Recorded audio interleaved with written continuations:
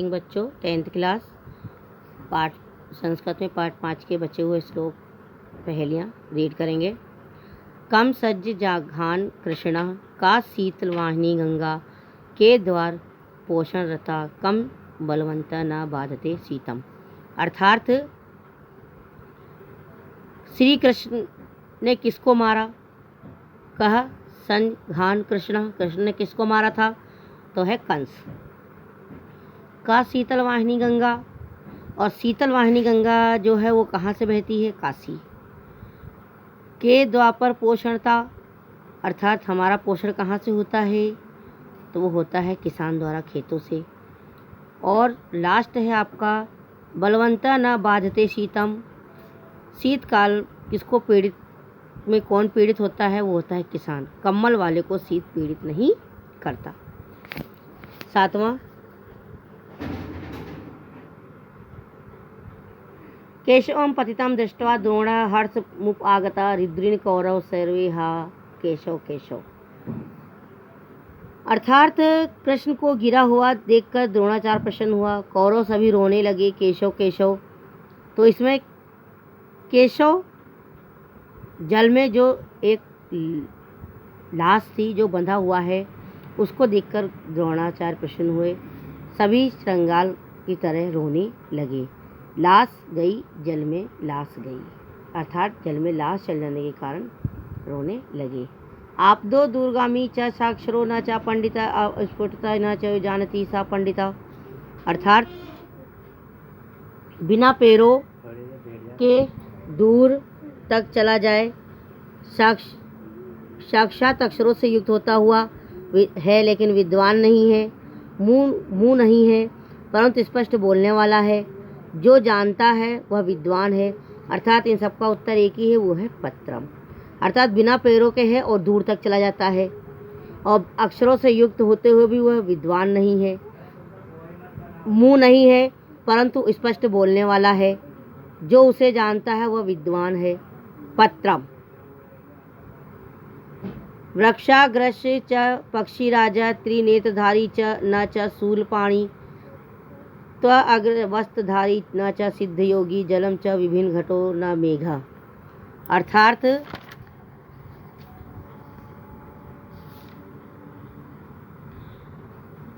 मैं वृक्ष के अग्रभाग में निवास करने वाला हूँ लेकिन पक्षीराज गरुड़ नहीं हूँ। मेरे 3 आँखें हैं परंतु शूलपाणि शिव नहीं हूँ, और वक्लन वस्त्र को धारण करता हूँ पर योगी नहीं हूँ, जल को धारण करता हूँ पर घड़ा नहीं हूँ। तो ऐसा चीज़ क्या है? वो है नारियल का फल। नादिम मेघम गगने अवलोकम नृत्यम गामी भवामी तुष्टम ना अहम कृषि पथिको अहम आना वदतु विज्ञामम नामधेयम। अर्थात आकाश में मेघों को देखकर मैं आनंदित होता हूँ, नाचता हूँ और प्रसन्न होता हूँ। ना मैं किसान हूँ, ना मैं राहगीर हूँ, ना बोलने जाने वाला। मेरा नाम बताओ? मयूर, अर्थात मोर। इस प्रकार से आपकी पहेलियाँ रीड हो गई, आपको कॉपी में करना है। इसके आपके बचे हुए जो है मैं इसका जो बचा हुआ ये है हिंदी अनुवाद।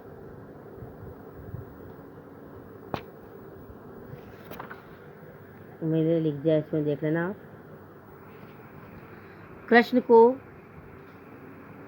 कृष्ण को गिरा हुआ देखकर द्रोणाचार्य प्रसन्न हुआ, कौरव प्रसन्न हुआ और सभी श्रृंगार रोने लगे। हाय जल में लाश गई।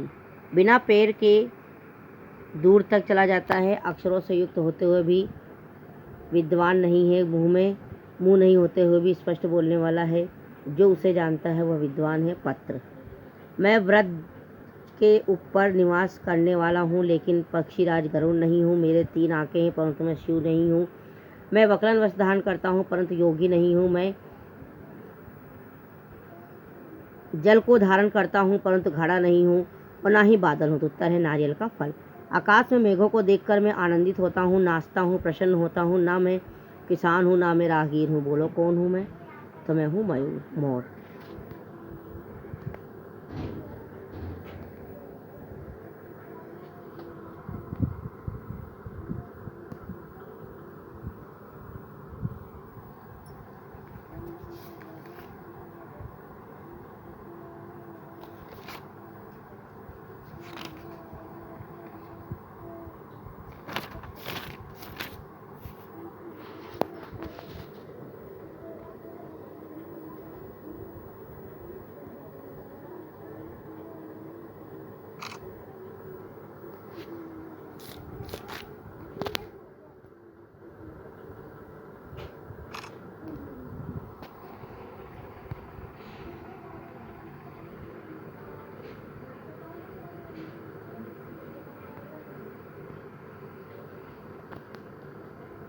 अभ्यास प्रश्न।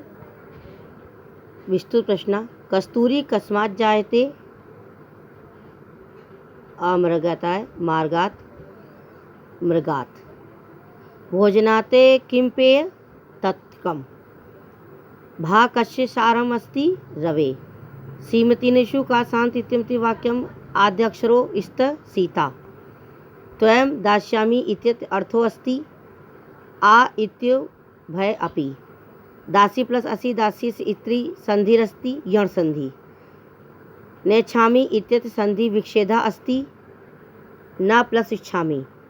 दृष्टा इत्यस्य व्याकरण किमस्ति? द्र प्लस कत्वा। लघुरात्मक प्रश्न। करिणाम कुलम को हंति? हाथियों के कुल को कौन मारता है? करिणाम कुलम सिंहन हंति। हाथियों के कुल को शेर मारता है। कति इत्यतः इत्यस्त नामो उल्लेख कुर्वन्तु। इत्य कितनी होती हैं? इन इंतियों के नाम लिखिए। इत्यस्त त्रिशत। साताम नामानि सन्ति।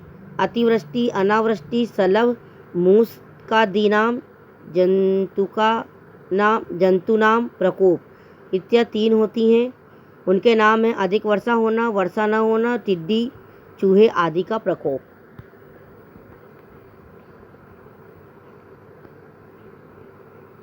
प्रश्न 3। समरस्य सारम किमस्ति? युद्ध का सार क्या है? समरस्य सारम रथी अस्ति। युद्ध का सार वीर होता है। प्रश्न नंबर 4। पिबाह्यम इत्यस्मिन् कः संधि? पिबाह्यम इत्यस्य कौन सी संधि है? पिबा प्लस पिबामिम प्लस अहम यण संधि। द्रोणा हर्षमुपगत अत्र द्रोण शब्दस्य अर्थस्य किमस्ति? द्रोणा हर्षमुपगत द्रोण शब्द का अर्थ क्या है? कौरव पांडव द्रोण कौरव पांडवानां गुरु द्रोणाचार्य। काका इति द्रोणस्य अर्थद्वयमस्ति कौरव पांडव द्रोणाचार्य और कौवा, ये द्रोण के 2 अर्थ हैं। कम बलम बलवंतम न बाधते शीतम। किस बलवान को शीत पीड़ा नहीं देता? कम्मलवंतः न बाधते शीतम। कम्मल वाले को शीत पीड़ित नहीं करता। कह कम सज्जघान कृष्ण। कृष्ण ने किसको मारा? कंसम जंघान कृष्ण। कृष्ण ने कंस को मारा। संजघान इत्यत्र का उपसर्ग। संजघान में कौन सा उपसर्ग है? सम इति अत्र उपसर्ग। निभात्मक प्रश्न।